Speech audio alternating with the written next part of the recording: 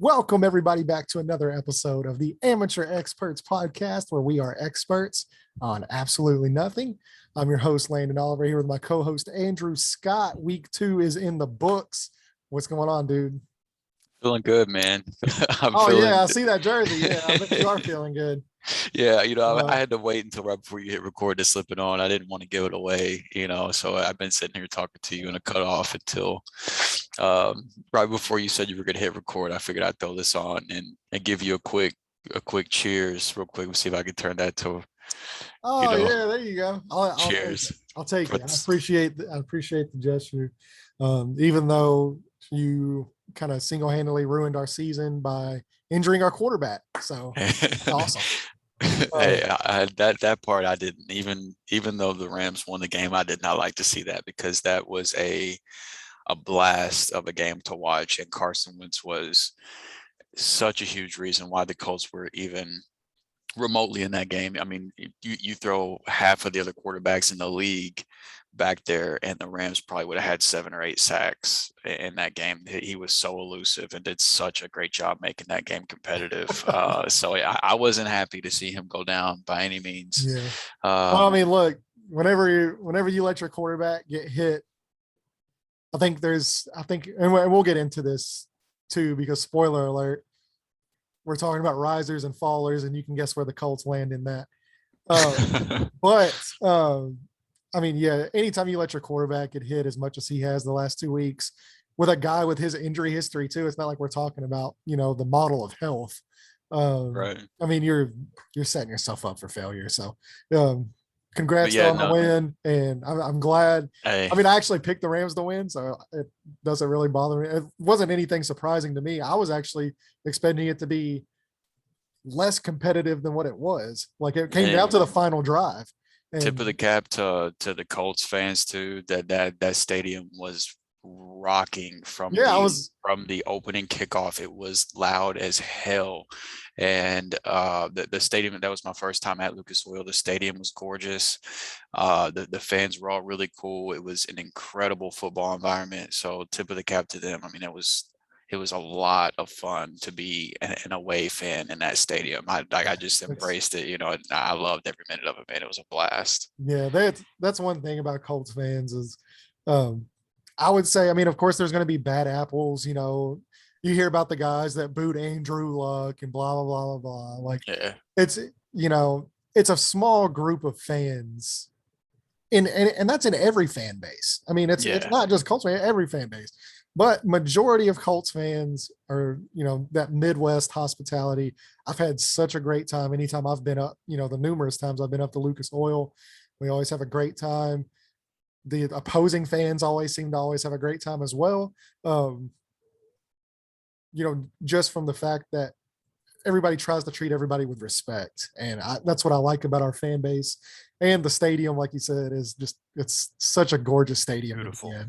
And there's not a bad seat in the whole place. It's a wonderful place to visit. So we'll have to hit a game together. Then I'll have to go up there with you. Yeah, definitely. Did you get a chance to eat at any of the places I recommended, or did y'all just rush on the quick? We grabbed we went to a place called the Yard House that wasn't bad, but somewhere. Yeah, I've heard of that. Yeah, we didn't want to get really all dressed up or anything. We were. I told you go to Harry and Izzy's. Like, you don't have to be dressed up to go in that place. That's like the little brother version of St. Elmo's, but they still have the same menu. You still get the steak and the shrimp cocktail and all that stuff. Yeah, we went to more like a little sports bar type environment, and I mean, it was all right. I'm sure Harry and Izzy's would have been much better food wise, though. But it was cool though, man. We got to go for a little walk downtown and stuff, and it was all Circle City, just a big old circle. That's what the whole city is. Yeah. But yeah, I'm glad you had a good time, man. It's always fun to get up to Indy. I try to go at least once a year. Me and Emily actually went last year. Obviously not to a football game, but we try to go up to Indianapolis at least once a year, and hopefully this year we will get to go to a football game. I'm waiting a little bit later in the season so I can make sure, if worthwhile investment. Yeah, if our triage unit actually can get back on a football field, right? I believe we had what was it? Six starter. Well, I mean, I'll get into it later. Right now, we have some other things to talk about, and that is week 2. We have our risers, our fallers, and our surprises of week 2 and kind of the season so far. And we have some of our fantasy results that we had as, our smash and pass and stuff like that. Once again, I know it's week 2, everything's still wonky. Week 1's weird, week 2's weird. Everybody's still trying to figure out, their offense and settle in. Just another weird week of fantasy football. Yeah, and I mean for fantasy and especially daily specifically, you like to focus in on matchups, and this team's defense is vulnerable against this position and yada yada, and it's almost impossible even 2 weeks in to be able to figure out if a game was an outlier or if that team is truly bad at covering that certain position and stuff like that. So, and not only that, but the player usage that you see in week 1 that you get excited about, like, oh, they're finally getting this guy involved in the offense. This is what we've been waiting for. He's due to break out. He's got a good matchup.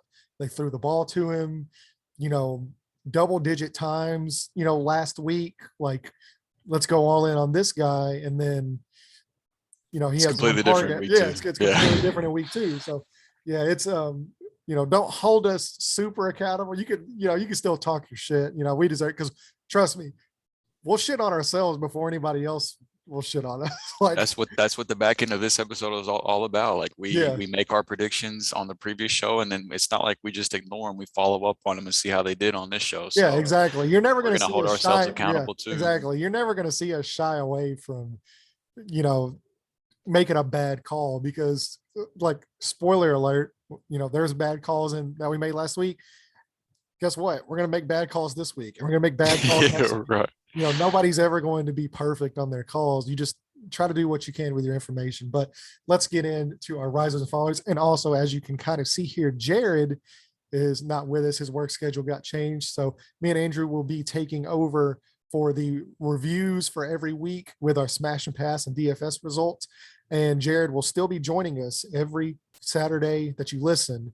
He'll be joining us for the DFS, smash pass, kind of the fantasy preview shows. So even though he's not going to be with us early in the week, he will always be with us, or as much as he can, for the second week. So that pesky work schedule, if we would have just hit in DFS this week and been millionaires, we wouldn't have to go to work. Could have just quit. Yeah, exactly. So we'll see what our luck looks like next week. But getting into our week 2 review with our risers, our fallers, and our big surprises. So we're going to go ahead. I'm going to start off with you. With you being the winner, I'm throwing you right into the fire, since you ruined my weekend. So go ahead. Give me your riser 2 weeks into the season. What's the team that you've risen on the most?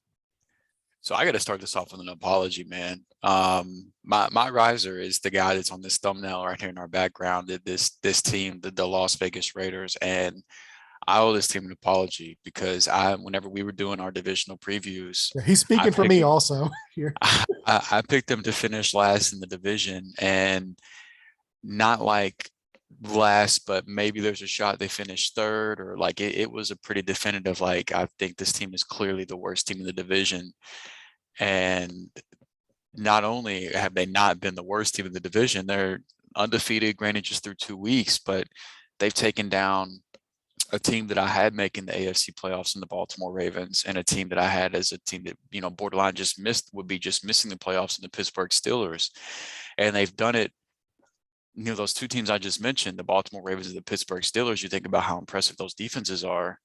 The guy that's played those defenses leads the NFL in passing yards right now. And it's just like, I always felt Derek Carr was somewhat underrated. But now, even as someone that felt like he was underrated, even I feel like I've underrated him, if that makes sense. Like, he was even more underrated than I thought that he was. And the football that this guy's playing, and then the pass rush that Gus Bradley has this defense generating right now, between Max Crosby, I believe leads the league in pass rush, or in what's the word I'm looking for? Rushers. Yeah. So in pressures, yeah. So And Crosby Yannick has Ngakoue is 15. not far behind him. Right. Yeah. Crosby has 15 and then Ngakoue has 11. So yeah, I mean, with what they've been able to generate from a pass rush standpoint, just blowing up offenses' game plans with that has been really impressive. Now, you know, the Ravens offensive line was dealing with some injuries, so that unit's a little shaky. And then the Steelers offensive line was already expected to be suspect. So we'll see, how much of it moving forward is bad offensive lines they're going up against versus the defensive line they have. But I do think Max Crosby and Ngakoue are both really talented players. So I don't think it's just, bad offensive line because they're not just like, barely performing against these bad offensive lines. They're absolutely destroying these offensive lines. So I don't think it's a fluke by any means.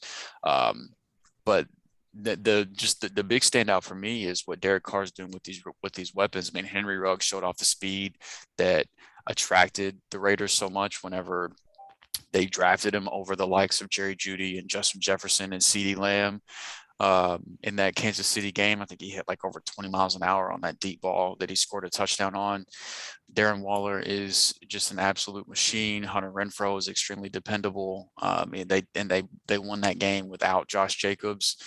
And I'm extremely impressed, man. And so even if, we're going to get to find out what kind of team the Raiders truly are, because they really don't have a break in the schedule. Like they get to play the Dolphins without Tua coming up.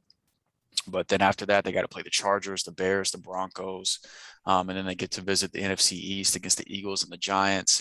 So not like terrible matchups, but these aren't like not like top of the league type of teams, but these aren't scrub teams they're playing against either. And they've already beat a couple really good teams to start off the year. So we're going to get to see if the consistency is there and if this is for real or not pretty early. But even if this isn't for real, they've already surpassed what I thought they were going to do this year for me. So that this was for this week, this was a really easy choice for my riser. Yeah, they were right there for me as well. I know whenever we get into our surprise picks, I will be speaking on the Raiders as well.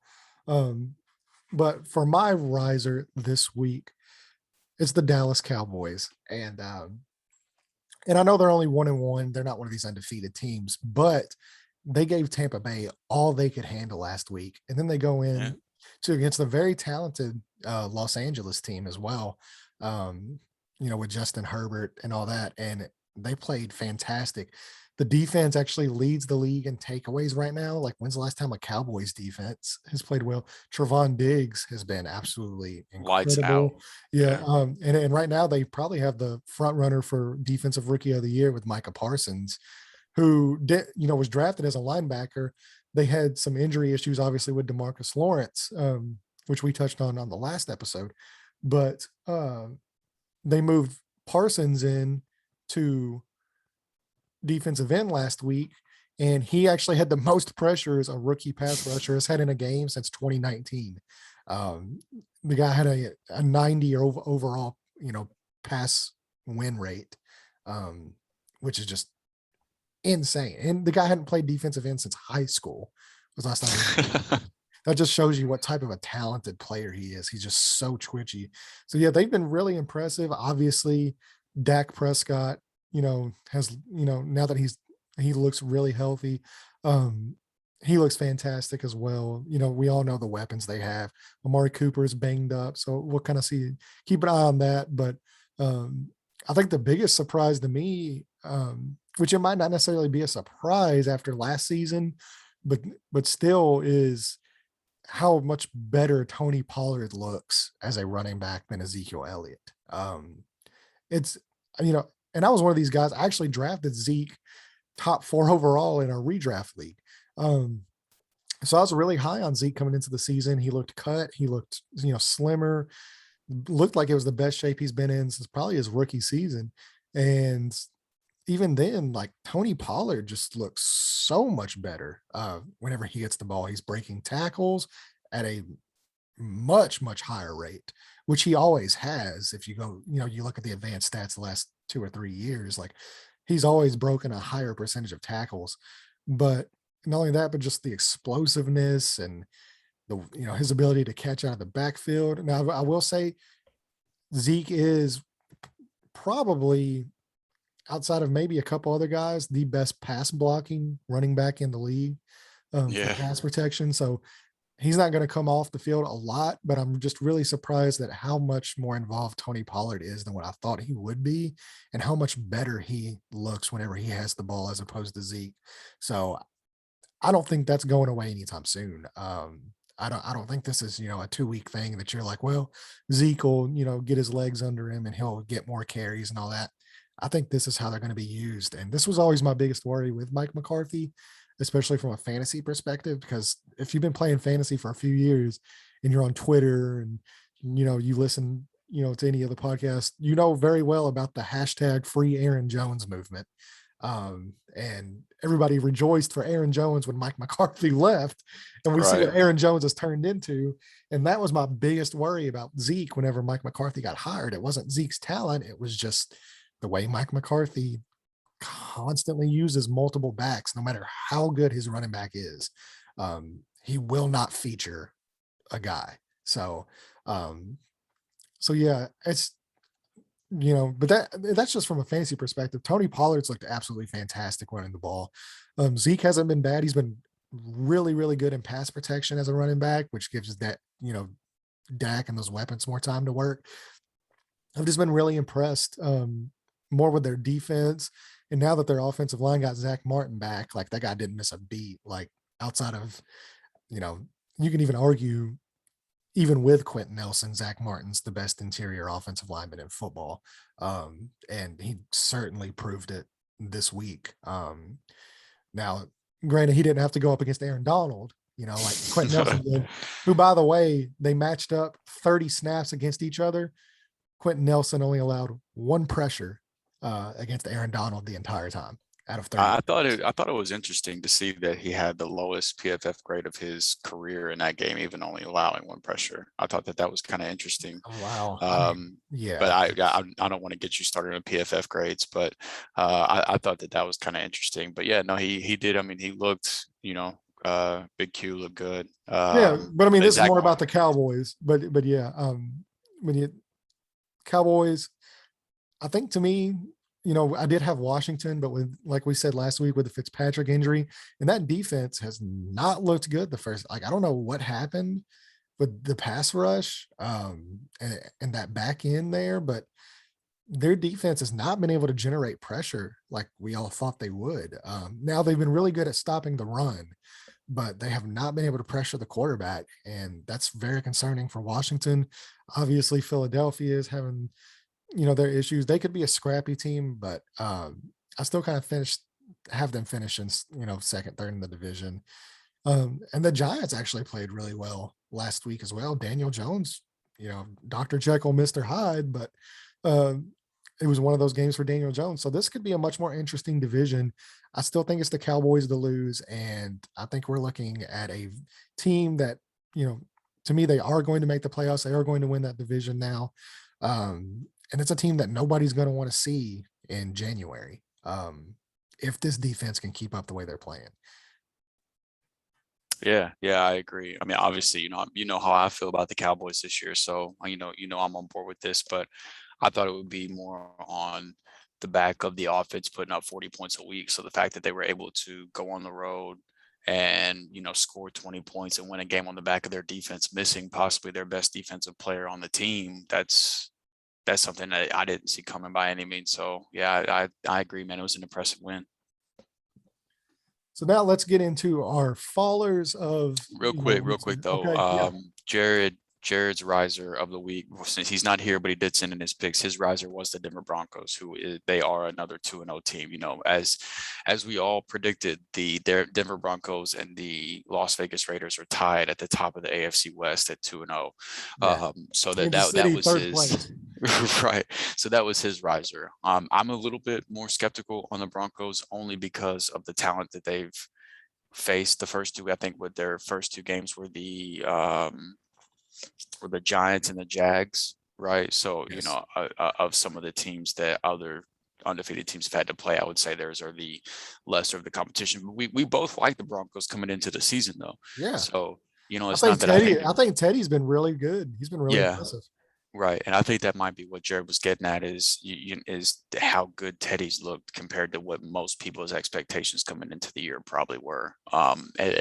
Which I would agree with. I think that Teddy's looked really impressive. So that was, even though Jared's not here, he did send in his selection. So I want to make sure that we highlight those, before we move on to the next. Hey, regardless of who you play, you still got to line up and you still got to win the game. And the Broncos are 2-0 and they've looked really impressive. So, and I don't think anybody had them and the Raiders predicted to be tied for the, even just 2 weeks in. I don't think anybody had those two teams predicted to be tied for the lead in the division, at this point. Well, no, considering I think this is the first loss that Mahomes has had in the month of September. It is.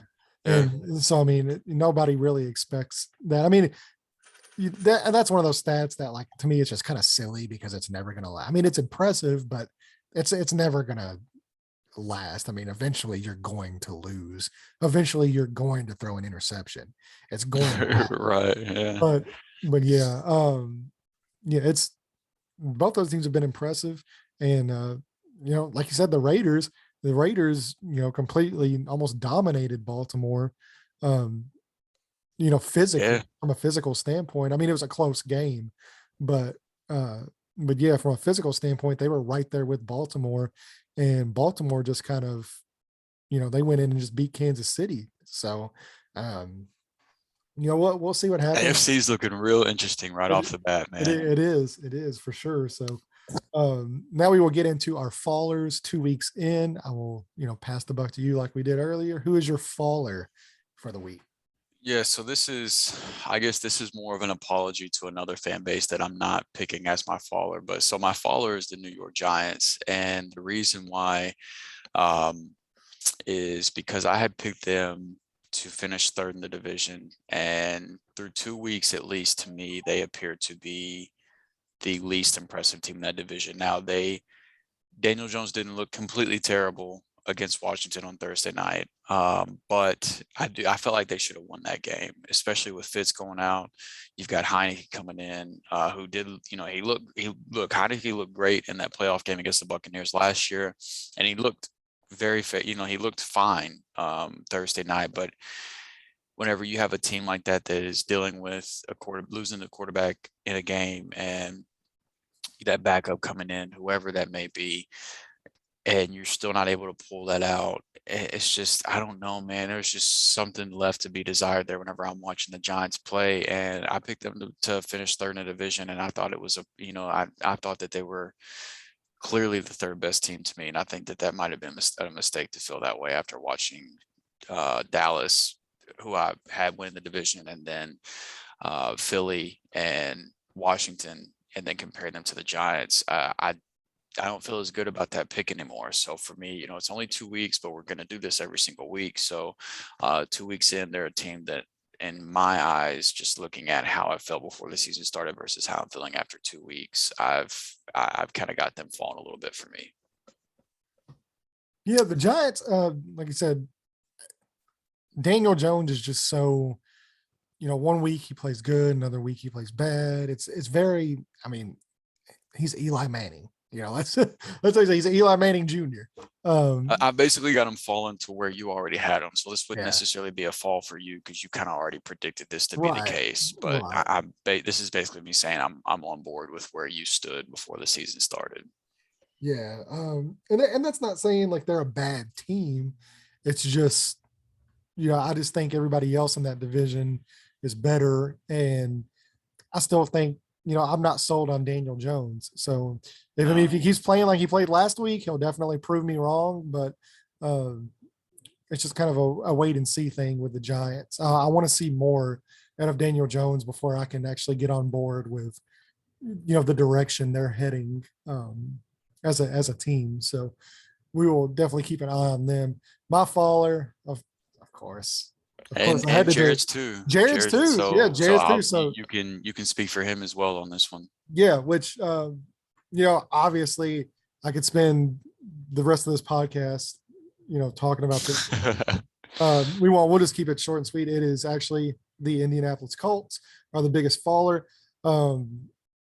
the two biggest things with this team coming into the season that everybody said was, obviously with the whole Carson Wentz thing, they would go as far as Carson Wentz takes them, but he would not have to do it himself because of an elite offensive line and a top 10 defense. And so far, the offensive line has been, I would say, according to numbers, they've actually been ranked around 28th and 30th in the league. And that's by no fault of Carson Wentz holding onto the ball or getting into the wrong pass sets. If anything, he's actually made them look a little better than they're playing. And I know there's a lot of injuries on the offensive line. Both tackles have been banged up. Quentin Nelson with the foot injury missed training camp and the preseason. He's had the back injuries, barely practiced the first 2 weeks. Ryan Kelly's hurt as well. I mean, Glowinski has been the only healthy offensive lineman since the start of training camp, and even he's playing like shit. So, but at the end of the day, I mean, look, if you're in the game, you've got to man up. You've got to block the guy in front of you, and they have not done that. The defense just looks completely lost out there. Darius Leonard hurt. DeForest Buckner hurt. Xavier Rhodes hasn't played the first 2 weeks at all. Both safeties have been banged up, and Kari Willis just looks absolutely awful the first 2 weeks. He's had already 3 blown coverage touchdowns given up just in the first 2 weeks. So to me, the bright spot of this team is Carson Wentz, which is crazy to me. I thought he would be better than he was last year in Philadelphia, but if you would have told me that he's the reason they're actually in games and he's been being let down, I would have never believed it. But now the reason why they're even a follower to me, because I think the health thing, they can get healthy. They can gel, once everybody starts kind of coming back and getting into a groove, Eric Fisher's coming back, all that. They can get healthy, and I wouldn't even have them as a faller because I actually expected them to lose the first 2 games. I picked the Seahawks and I picked the Rams. I think those are both better teams, or at least close teams to where I think they're better. But now Carson Wentz is hurt, and with the most Carson Wentz injury you could think of, where he sprains one ankle, but he also sprains the other ankle. He has no good, after missing all of camp in preseason with a foot injury and then getting COVID and being out, 6-7 days, or he never had COVID, but, close contact.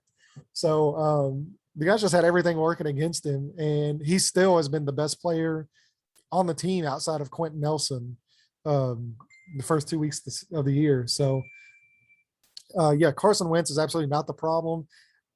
If you actually watch the games instead of getting on Twitter and, spouting off at PFF Eric, I'm talking to you.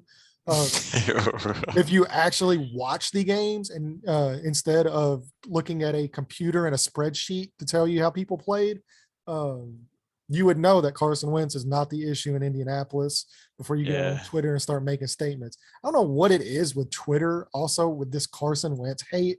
Like, I get the guy's injured and that's just extremely bad luck. And yeah, of course that's going to happen to him because he just has bad luck. This is what it is. But I mean, there's like guys that literally celebrate him being hurt. Like people are weird. It's just wild to me. Like, that guy is so hated, and I have the guy just donated $200,000 to Haiti. He started a food truck for the homeless people in Indianapolis, and this guy, people hate him. I don't understand it. So that's the reason why they're followers to me, because as long as Carson, with the way the rest of the teams played, even with Carson Wentz, they're not looking good. But with Carson Wentz out now and this team playing the way they're playing with the injuries and the coaching, and there's just been so many different things that I could sit on here and go off all night about it, but I'm going to wrap it up. That's why they're my follower, is because until Carson Wentz is healthy and until the rest of this roster is healthy, and who knows, even if it's going to happen, who knows if these guys are even going to be healthy the rest of the year. You just can't trust them. So I think right now Tennessee definitely is in the driver's seat, especially after that really impressive comeback. For them, that the defense still is very concerning, but they look like they actually had an identity this week, which they didn't in week 1. So that's the biggest thing. I wanted to put the Titans as my riser, but the Cowboys they just looked better. But the Titans were right there neck and neck with them for being my riser. We'll talk about them in a minute, week. though. Yeah, we'll talk about them. Yeah, they've so the Colts are mine and Jared's faller of the week, and until that team gets healthy, I mean, and until they get their quarterback back, and who knows how long he's going to be out, there's pretty much no glimmer of hope there in Indianapolis. So look forward to losing more money in this room surrounded by Colts stuff. Yeah, but to piggyback off of what you're saying, I obviously watched all of this week's Colts game being in the stadium, and watching back the film. I always watch back all the Rams games after they happen to, especially the ones I go to, because there is stuff that you miss whenever you're in the stadium from time to time, that you don't see. So I always go back and watch those games specifically. And so after watching that, I watched a decent amount of the Colts game in week 1 too. Anybody at all that tries to make the case that Carson Wentz is the problem with this team is just simply not watching the game. Like, I'm not a Colts fan. I'm not a homer. It's just logic. I mean, if you're watching these games, there is no logical way that you can say that Carson Wentz is the problem. Now, if you want to say Carson Wentz didn't play well last year or whatever, fine, but I have no qualms with that. I don't understand why people want to make that their argument for why Wentz is the problem this year, whenever he's on a new team with a new coaching staff and new weapons. Like, it's completely. It's week 2. Week 2. It's a small sample size. 2 weeks is not a huge sample size to say, oh, this is a new Carson Wentz, or this is the Carson Wentz of old, or whatever. But you also can't cling to how he played last year, whenever it was a completely different team with a different coaching staff and different players. Like, you can't use that either. The only logical thing to do is just judge based off of what you're seeing from the 2 weeks with his new team. And he has been incredible. Like, Wentz has been great. This team is 100%, when 100% healthy. From what I've seen through Wentz for 2 weeks, there's no doubt in my mind that if this team was fully healthy, this is the best team in the division with how Wentz has played. Like, it was mind-blowing to me how good he looked. And as a Rams fan watching that game, it was frustrating because there were so many plays where he was milliseconds away from being brought down for a huge loss and made something out of nothing. There was one play in particular where Aaron Darnold was in his face and took him down to the ground, and he threw a bomb to Michael Pittman. And I was just like, I was standing up and like just hands on my head, like, why, how? He's played great, and it's so unfortunate that he's hurt again. And I hope this isn't a long-term injury, because with how good he's looked through the first 2 weeks, I want to see him healthy, and I want to see what this team can do, because there's another team in the division that I had projected to win the division, who also I thought looked really impressive, specifically in the second half of their game, that I want to see what these two teams can do at full health against each other down the stretch. So unfortunately, it's looking like week 3 you're not going to be able to see that, because I hate that one of the two matchups is so early in the year. I wish that I wish you guys had like a week 12 and week 17 matchup or something like that. But it's unfortunate, especially reality is they win this week and they're tied once again for the division. I mean, they're right there in the division. It's just unfortunate that, you're probably going to see Jacob Eason and then a bunch, there's probably going to be multiple backups in that game. Look, if I could say one thing about Jacob Eason, he might not be smart, but he's got some balls to come into a game and immediately throw at Jalen Ramsey right off the bat. Like, that dude must not be scared of shit. Literally right before that play too, I was like, just don't throw it to Ramsey. And the very next play he throws it, and I'm just like, God, like the guy. I mean, he's got that. I mean, the guy's got a cannon of it. Like, he probably like Josh Allen level arm strength. His arm is that strong. The problem is he thinks he can make it's very Brett Favre-ish. He thinks he can make every throw. And while he might have been able to do that in college, in the NFL, and he, technically he can make the throw, but you should probably not throw it at Jalen Ramsey your first pass. Yeah, that dude's playing as good as House money, anybody man. in Yeah, God. house money. So yeah, I mean, for me, and this will be the last thing I'll say, and we'll move on to our sleeper or surprise picks. Yeah. To me, what I would do, honestly, and I actually had this conversation with a group of Colts fans. We're on a big group chat on Twitter. What I would do, honestly, is all these guys that missed training camp, all these guys that are hurt, Carson Wentz, Quentin Nelson, Ryan Kelly, Braden Smith, Darius Leonard, DeFord, like all these guys, I would Just give him a week off. I wouldn't even do that. I would give him 2-3 weeks off. I mean, you're already playing, the next 3 weeks you have Tennessee, Miami, Baltimore. There's a very real chance, even with playing these guys and risking further injury with Jacob Eason as your quarterback, worst case scenario, Wentz is out, 4 to 6 weeks, worst case.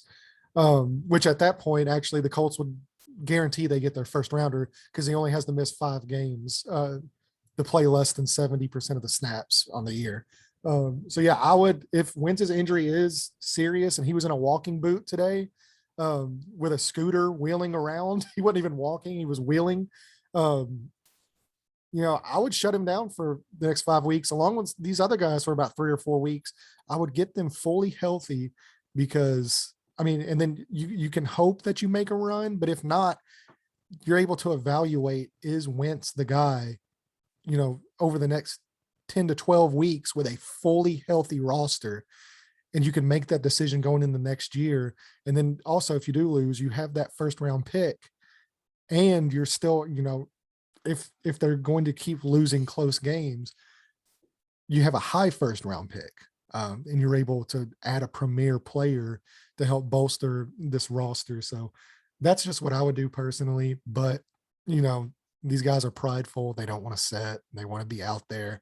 But I mean, your whole team, and I get to, football players are always going to be banged up. But I mean, if your whole team's playing at 60 to 70% health, and it's not, these backups. These are your best players on the team. It's going to be hard to win any games, and it's just unfortunate for Wentz. So now to get into our surprises of the week, I'm going to go ahead and let you get started. Who was your surprise team of the week? Yeah, so the 2 best teams in the AFC South to me were pretty clear cut before the season, with the Tennessee Titans, who I had win the division, and the Indianapolis Colts. But I expected both teams to start out the year 0-2, since both teams were having to go through the NFC West experience in week 1 and week 2, with the Titans starting out against the Cardinals and then going and facing Seattle in Seattle, and then the Colts playing Seattle and then playing against the Rams. And while the Colts did start out 0-2, the Tennessee Titans were able to pull off a game that I did not expect them to win. And as the game went on, I definitely didn't expect them to win, watching that game play out. This is you're playing the Seattle Seahawks in Seattle, and you're down 30-16 in the fourth quarter, and you come back to win that game in overtime, 33-30. That was, look, the Titans defense, we've cracked plenty of jokes and they've been well-deserved, but they stepped up when they needed to in the fourth quarter of that game. And that was something that I did not think they had in them, even if they wanted to do it. Derrick Henry did Derrick Henry things. I'm still a little bit concerned about Tannehill. I don't think he's looked as good as I would have expected him to. So that is still a concern to me. But that's part of why I have them as a surprise team, for Tannehill to look as subpar as he has up to this point, and for the Titans still to be able to pull off that comeback on the road in one of the most hostile environments you can play in the NFL, in Seattle. That was an extremely impressive win to me, and one that I did not, even as somebody that was higher than most on the Titans, at least on this podcast, coming into the year, having them win in the division, I was not expecting them to win that game. And if you would have told me, that they've got a 15+ point deficit going into the fourth quarter in Seattle, then I'm definitely feeling confident they're not going to win that game. So for them to be able to pull that out in the fashion that they did, and the defense to somehow find it in them to step up and stop an offense that has just been rolling through people through the first, 7 quarters up to that point of the season. I thought I was extremely impressed, man. And, if Tannehill can get it figured out at whatever kinks he needs to work through, if he can get his mojo back from the last 2 years, the way that he looked, I think this team could really take control of this division moving forward. They've, we mentioned the Colts game that they have coming up. And then they get to play the Jets and the Jags after that. So if they get to play against a battered Colts team, assuming that ends up being the case, which I think it does end up being the case, I'm assuming they're going to handle business in that game. And then they get to play the Jets and the Jags. There's a realistic chance that they're sitting with a pretty comfortable lead in that division up through that point. Now they do have to play the Bills and the Chiefs back to back after that. So, and then the next Colts matchup comes after that. So I would imagine they probably get beaten those 2 games heading into the other Colts game. But, through about week 5, things could be looking really good for the Titans, assuming they handle business against Indy next week. Now that they won this game, because I did not expect them to be sitting at 1-1 right now. So they were that, especially with the way that game played out. This was definitely a huge surprise for me. Yeah. There's still, like you said, they did look very impressive, because to me, it actually looked like they had an identity once again. They looked like the Titans. Whenever you watch Titans football, that's what you think of whenever you watch the game. And they kind of got back to that in the second half, and they didn't do that in week 1, and they didn't do that in the first half, and it really cost them. So yeah, I was extremely impressed, but like you said, Tannehill has not been very good at all. He's been really worrisome the first couple of weeks, especially whenever you add a guy like Julio Jones, to have your quarterback regress. Who caught a touchdown, by the way? That was a touchdown. That was a touchdown. that was a touchdown. That's ridiculous. That guy has the worst end zone luck of any receiver I've ever seen. It's insane. But yeah, now it is concerning if Tannehill is going to continue to play the way he has, and that defense is going to play the way they have. I'm still a little concerned, because you can't, as great as Derrick Henry is, you can't count on him, 35 carries for 100 or 200 plus all-purpose yards every game. Right. The defense has basically played 1 good quarter so far this season. Yeah, it was a big quarter, but yeah, and they've been outside of that, and it's not like the other quarters have been like average. Outside of the 1 good quarter, it's been multiple terrible quarters. Like they've been getting better. Right. So the good thing is for the Titans is that they do play in the AFC South. And the Colts are banged up. Tyrod, who was looking phenomenal with the Texans, and the Texans were every bit of in that game last week as well, until Tyrod went down. So the good news for them is, Colts are hurt. The Texans are hurt. The Jaguars have Urban Meyer. Or the Jaguars, yeah. Yeah. And can we just touch on too? Like, I know Urban Meyer, I get all that, but like Trevor Lawrence is not been as advertised. I think it's another prime, which granted is still 2 weeks. It's 2 weeks, and but still, this is another prime example that the coaching and situations matter in the NFL. Like this is not just like anybody. Like, can you imagine if Trevor Lawrence went to New England, like where Mac Jones is at right now, or even San Francisco? Yeah. Oh my God. Yeah, and so it's that matters. Yeah, situations matter, and coaching. People got to stop discounting that shit. Speaking of coaching matters, I know they're not on mine, but they are on Jared's surprises. Speaking of coaching matters, how about Sam Darnold and the Panthers? How about Sam Darnold? 23 years old. The guy looks fit. Look, it's proven now. We've proven it. It's the first, I don't know, it's week 2. Like we're 2 weeks in. Adam Gase. It's the Adam Gase thing. It's gotta be. There's no other explanation. Adam Gase is the worst head coach in NFL history. He literally ruins people's lives for a profession.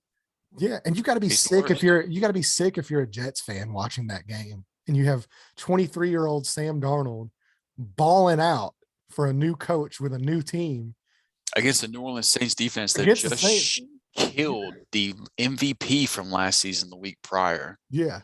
by the way. Yeah. And Like, so you got Sam Darnold going bananas, looking fantastic. I don't know what to make And of the then, Panthers. and I then, and then don't. your quarterback, who, by the way, we did call, Bill Belichick versus rookies. We did call that on the show last week. So spike that football. If we're gonna hold ourselves accountable, we're damn sure gonna spike the football too. Yeah, but yeah, four interceptions, and I mean, he looked awful. It actually puts him in a very select category of quarterbacks of guys who have thrown four interceptions in their first two starts. And I will read off this list. If you're a Jets fan, you might want to turn off the podcast at this point.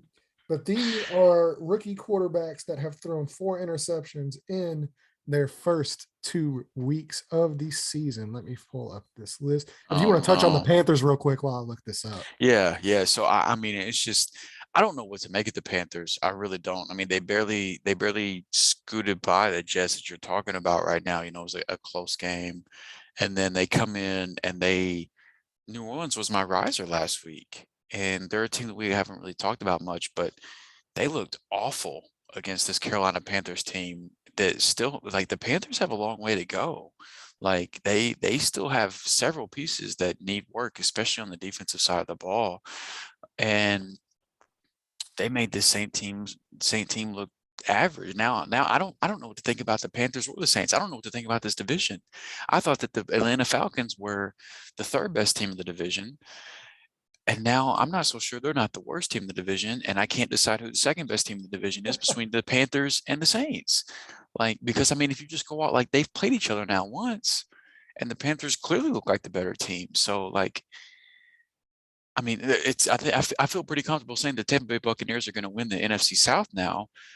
But like, I already felt comfortable, but I definitely do now. But I don't know what to make of the Panthers. They are a very, very interesting team because whenever we talked about the divisional preview, they were a team we highlighted as, they still have a little while to go to compete, but we love the direction they were heading with the coaching staff they had, the young players that they had, having Christian McCaffrey.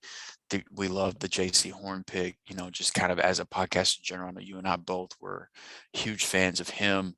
They have some young, talented players. I feel bad on the spot thinking, but they have a safety that generated Defensive Rookie of the Year votes last year. I don't feel bad forgetting his name, but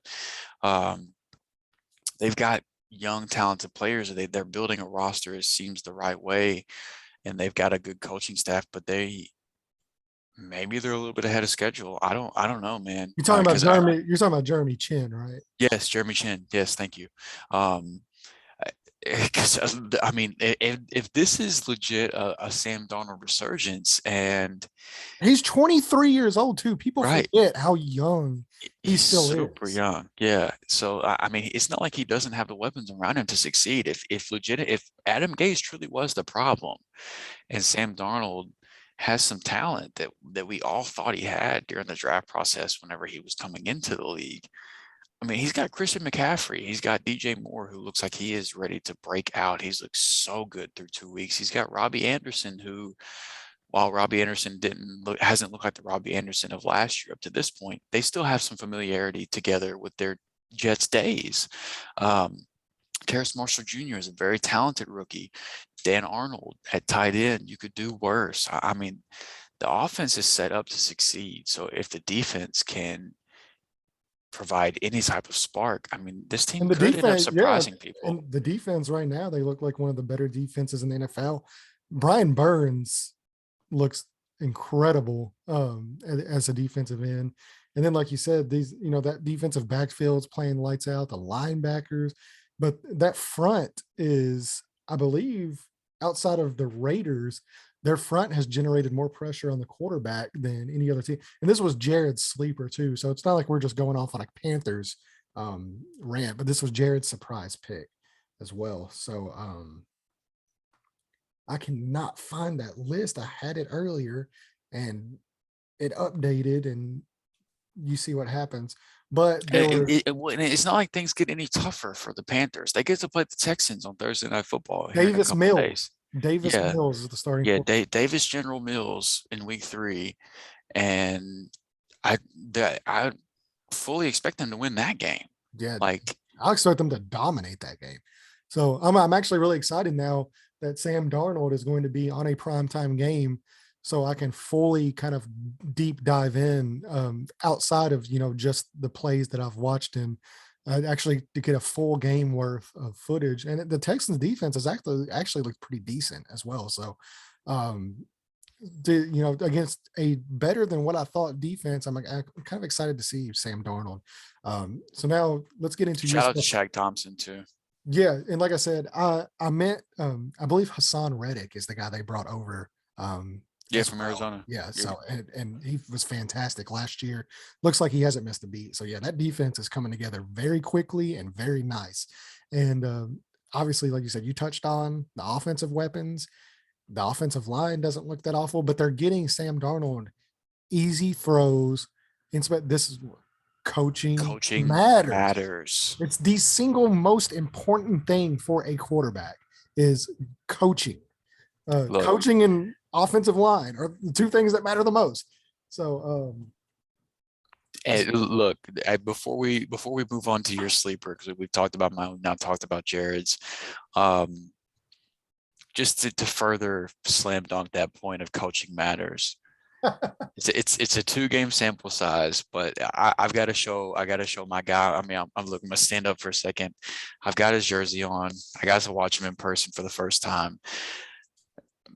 Through 2 weeks, Matt Stafford is first in DVOA, second in DYAR, second air yards per attempt, third in traditional quarterback rating, fourth in QBR, and sixth in touchdown percentage. It's only 2 weeks, but those aren't top 15 numbers. Those aren't top 20 numbers. Those are one of the top quarterback in the league's numbers. Coaching matters, man. Like whenever you go from Detroit to what he has in LA now, Cooper Kupp. and whenever you have Cooper Kupp to throw the ball to, that guy, man, it makes no sense to me how good he is at getting separation, because you look at him and it doesn't seem like he would be somebody that would be that great at creating that much separation, but nobody can cover the guy. It doesn't make sense. The old Wes Welker, Julian Edelman. Yeah. It's so crazy, man. But yeah, just to further I saw those numbers earlier today and I went back and found them whenever we were talking about the whole coaching matters things. Because Who did y'all play week 1? Who did we play week 1? Yeah, who did you play last week? Oh my God, why am I going blank on this? I was just curious. We played the Bears on Sunday Night Football. Yeah. And then I'm interested to see once he kind of goes up against some of these tougher defenses, because you don't got to wait much longer. They play the Buccaneers in week 3. Exactly. So I'm really excited. That could be that game NFC Championship preview. So this is your test, because Brady has looked ridiculous, which we will get into in just a second. But yeah, so going into the surprises, so we did Jared's with the Panthers, and mine with the Titans. So yours with the Titans. So now I actually have Andrew's riser pick of the Las Vegas Raiders as my biggest surprise of the week, because we touched on it earlier, so I'm not going to get too far into it, but I'm pretty sure we both had them picking in the top 5 on our podcast, and so far they look fantastic. Derek Carr, like you said, I've always thought he was underrated, but he looks like one of the best quarterbacks in the league right now. And it's not like he's doing it with, Chris Godwin and Mike Evans and Gronk and Antonio Brown. Yeah, he's got Darren Waller, but outside of that, you got Henry Ruggs and Brian Edwards, and he's doing it with a ragtag group of dudes, and he looks absolutely fantastic. So I'm interested to see. Now I didn't know he did get banged up this week. His MRI today, I think. Yeah, so we'll kind of see how that goes, but hopefully, this team can stay healthy, and Gus Bradley looks like he's completely changed that culture. John Gruden, still some of the offense that they've ran that I've watched is still just so kind of like convoluted. Like they had five. I'm trying to think of this play I watched earlier, and they had five guys running. They weren't go routes, but they were similar. I don't know the Yeah. name of the route, but yeah, it was no flood. He had five guys on running flood routes to the exact same side of the field. Like literally, you have five guys running a flood route. And so like here's your, half of the field. They're all on the left side of the field. There's nobody on the right side of the field. And I'm watching this and I'm just like, man, like that's such a clusterfuck. But somehow Derek Somehow, Carr's making it somewhere, work, man.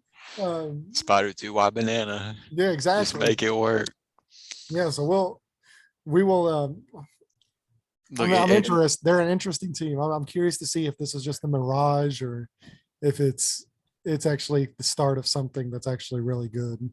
if you haven't seen it, one, go look at any of the current Raiders players. Go listen to them talk about John Gruden and his passion for football. Like if you love football, if you have passion for football, go listen to those guys talk about Gruden's love for football. And it's hard not. I mean, I was already a fan of the guy just from listening to him on like what was it? It was Monday Night Football, right? He was on the ESPN crew. Oh yeah, he was. Yeah, Monday like he was awesome, man. He loved everybody. Everybody. The guy loves football, and I can appreciate that because I also love football. But if you didn't watch the Derek Carr post-game interview after they beat the Ravens in week 1, like I've never been more of a fan for I've never gained more respect and been more of a fan for somebody after an interview. I think after his week 1 interview was just incredible, man. So if you haven't seen any of that, I encourage you to go check that out. And then please tell me how you're not rooting for the Raiders after listening to all that. Like it's a bunch of guys that everybody has counted out, everybody's written off, and they're just out here playing great football that nobody expected, and they're embracing all of it. And it's hard not to respect. It's hard not to love, just as a football fan. Like these guys are it's awesome, man. I mean, I've looked at the Raiders have been a quote unquote rival of the Rams just because of the whole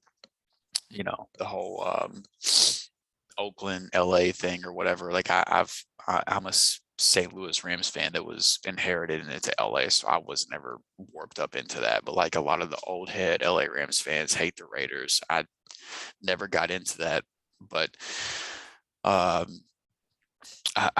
I don't know. I'm rooting for this team, man. They're just so much fun. I love the personalities and the grit that this team's playing with. And I really hope Carr's okay because I want to see this thing go on.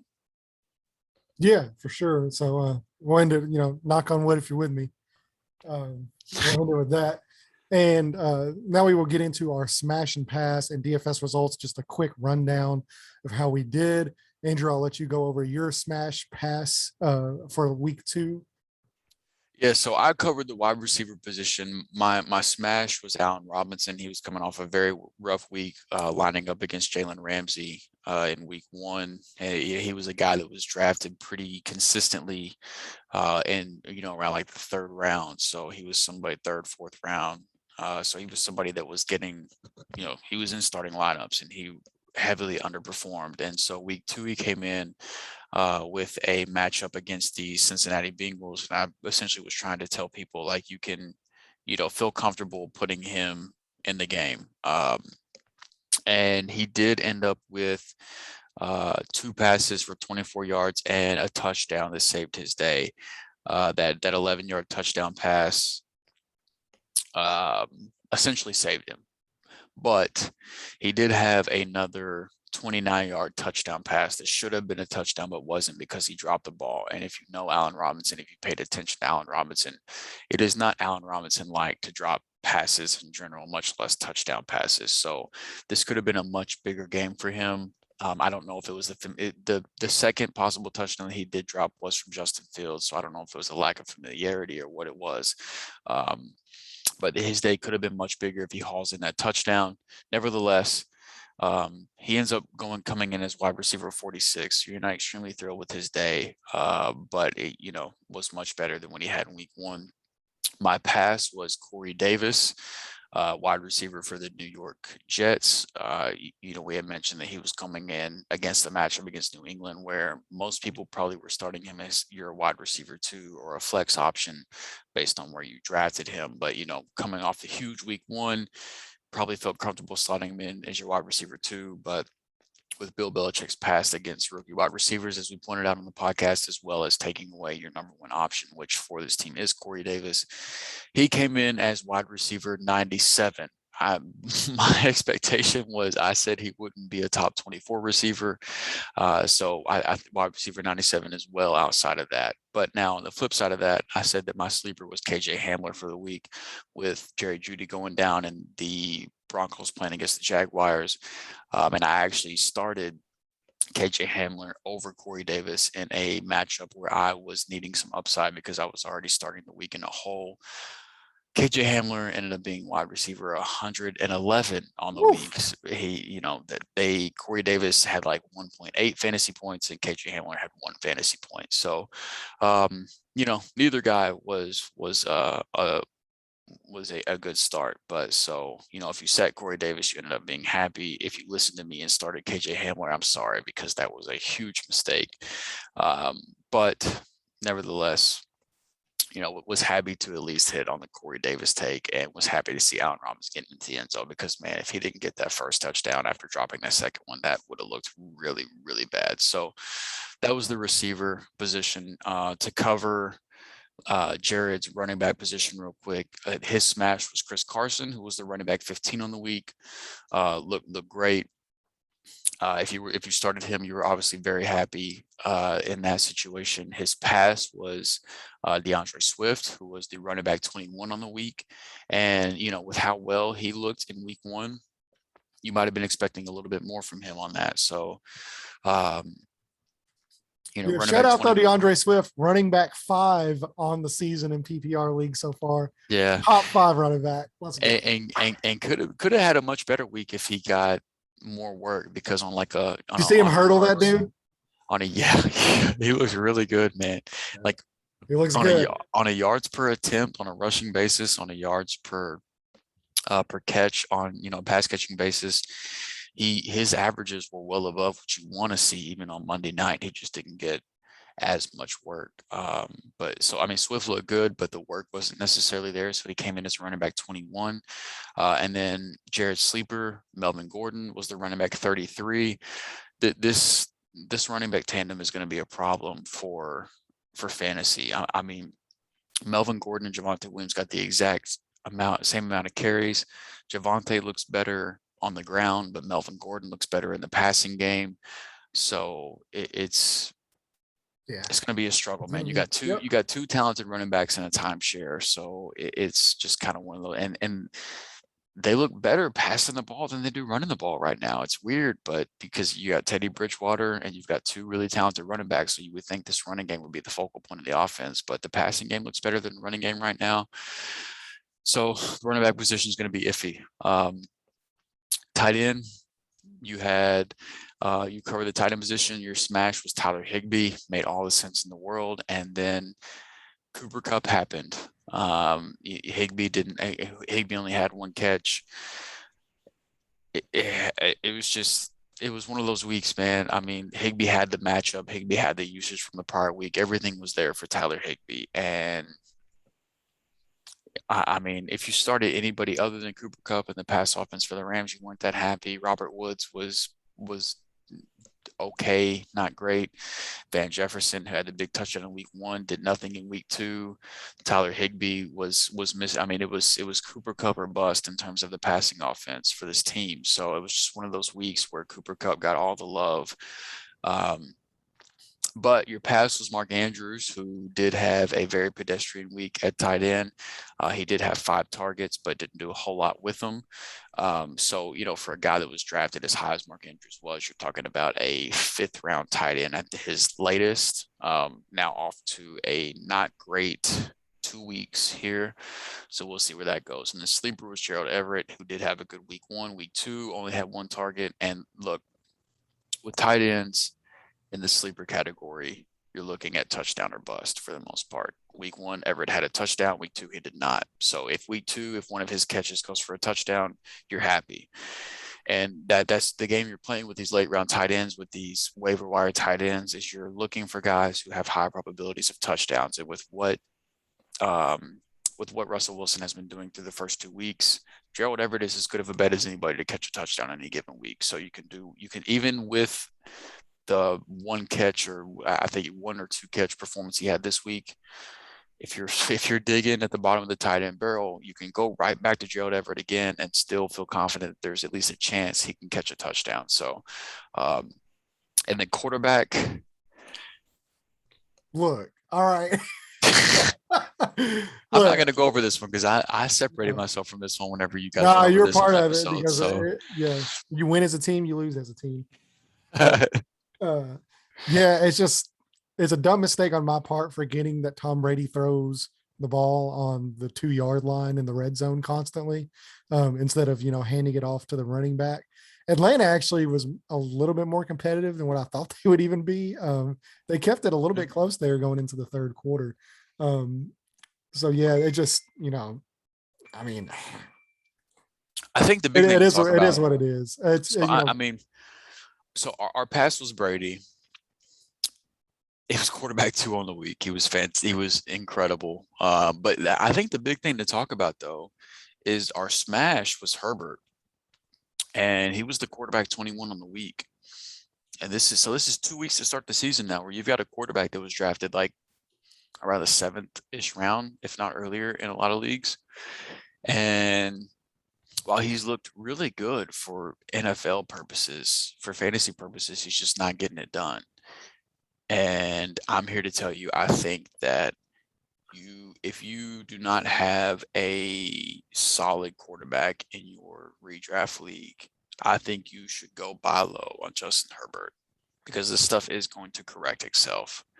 I think Justin Herbert's going to be just fine. Me personally, this is just me. Yeah, top 4 statistically as a passer, number 4 in the league. But if people are just looking at those fantasy outputs, if people are looking at, like most of the fantasy outlets, where you put ESPN Sleeper, whatever you have for fantasy, he's quarterback such and such. He's in the 20s for the most part. You might have some people that spend an early draft pick on Herbert that are panicking. I think you should go buy low on Justin Herbert, because I don't think the chance to do so is going to last much longer. Because with the weapons he has, he's looked great. Has. If you just watch the games, Herbert looks good. He just had some bad luck. Yeah, the fantasy output just isn't there. So, our sleeper was Big Ben. He was quarterback 24. I don't know. The Steelers offense just does not look good. I don't know what to make of that. That's another team that I almost had as a faller, but I already wasn't extremely high on them, so I didn't feel right doing that. But poor Najee. I feel so bad for him. They got just that guy. He's out there like stiff arming people into their coffins, and still is barely generating enough offense on his own. He's just getting hit behind the line constantly. Yeah. So that is what it is. But the big takeaway from our picks from the quarterback position is, one, Tom Brady might win. I feel really good about my MVP pick for 2 weeks. I'll say that much. But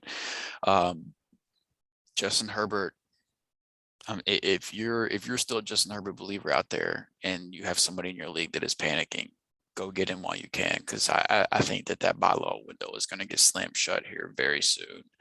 And I wouldn't want to miss out on that while I have the opportunity. Now, I know I have Tom Brady in the one redraft league that I'm in with you, that we are our amateur experts redraft league, that you have Herbert. So in this particular situation, I am not going to go try to buy low on Herbert, because I'm very happy with Tom Brady. But I would be surprised to see you get some offers. Or I don't know, maybe other people in the league are off of him. But I'm basically saying I don't think that you should sell Herbert, but I also think you already know that. So, Yeah.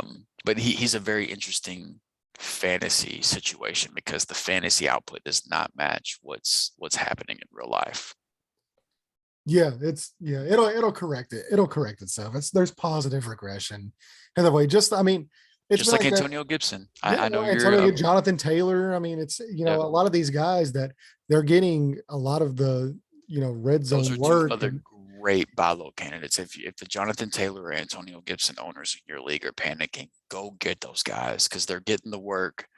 Everything is there and it's going to correct itself eventually. 2 weeks is such a small sample size. So yeah, go get those yeah, guys. Jonathan Taylor a little bit more than Gibson, just because I'm still a little peeved off about the way that they're using JD McKissick constantly. I mean, I know they're using him more in the 2-minute drill than they are in actual pass catching scenarios, but I mean, it's very frustrating after all offseason and even the week one usage. If you just go to week one, I mean, it wasn't even close, the work that Gibson got. And compared to week two, it was just night and day. And so yeah, that, as he was saying, like there's a lot of really good buy low candidates. There's a lot of really good sell candidates right now. I think George Kittle could be a buy low for a lot of people right now. I actually have people messaging me right now about it. So we'll kind of see, but I mean, yeah, there's a lot of guys that there's a lot of positive regression or headed their way because they're getting the snaps, they're getting either the looks or the snap percentages, maybe not even the targets, but they're on the field, and that's the main thing. And eventually, if you are on the field, those targets, those touchdowns, like that will come if you're a talented player. So you just got to hold tight with some of these guys. Like I said, we're 2 weeks in. Like This is the best time of the year too because yeah, people spend all off panic, season talking about what panic. they just know is going to happen. It's set in stone. This is going to happen, and then 2 weeks in, that doesn't happen, and people just full sell. Just nope, never mind. Everything that I knew was a lie. These guys must go, and guys get sold for prices they have no business going at. So eventually, that stuff's going to correct itself. People are going to realize that they are who we thought they were. It just took a little bit longer for it to happen. So, take advantage of the panic early on in the season.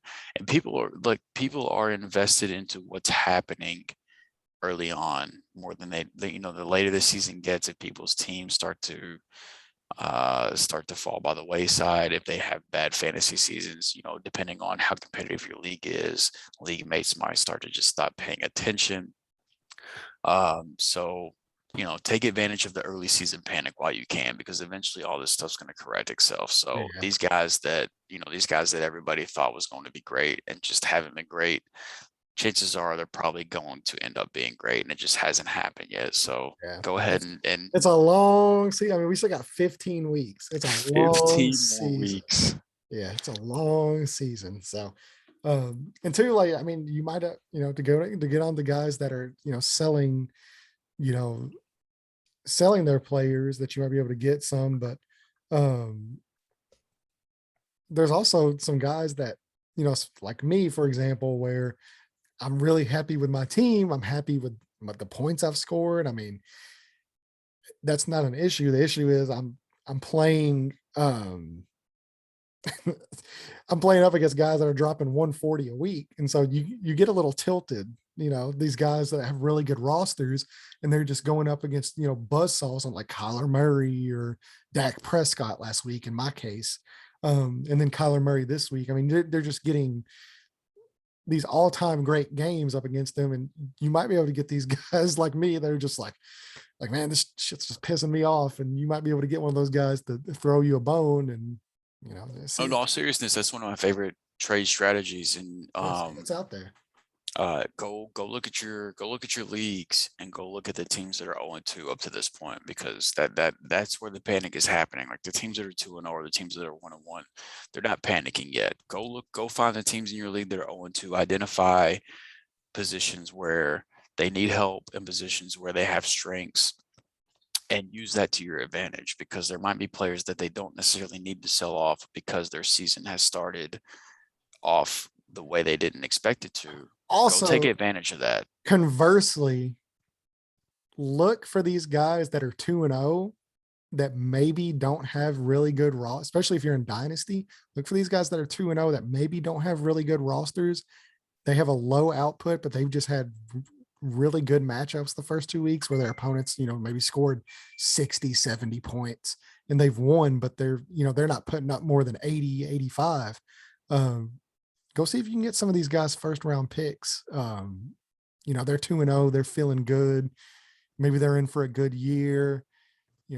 See if you can buy these first round picks for these guys a little bit lower as well.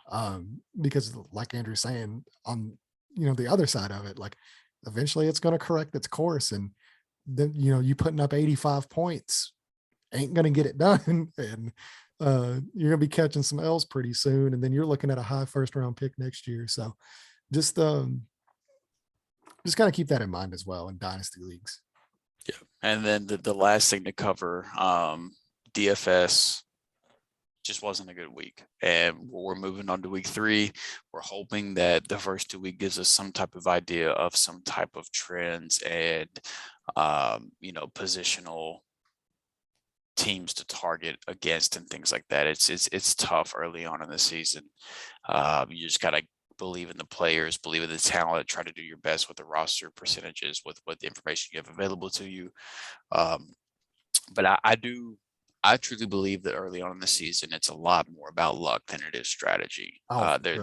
There is strategy involved from day one without a doubt, but I do think strategy gets more baked in later on into the season.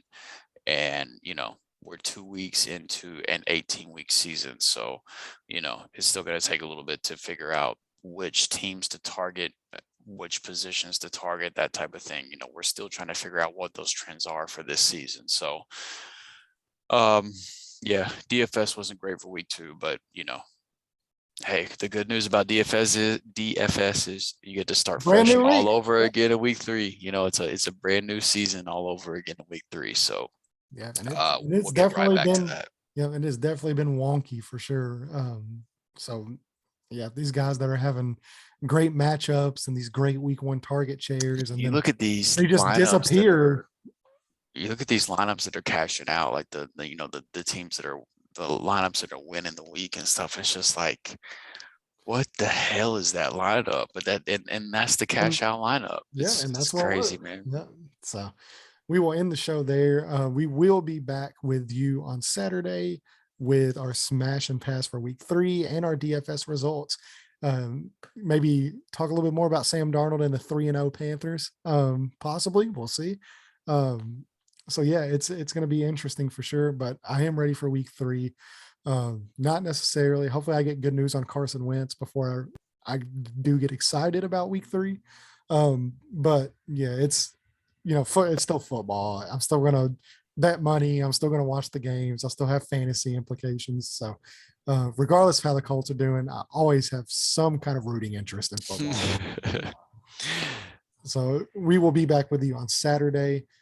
I'll go ahead and let Andrew do the closing, and then we will get out of here. Yeah, as always, thank you for listening. We appreciate the support. We appreciate you guys enjoying this ride with us, this crazy NFL season.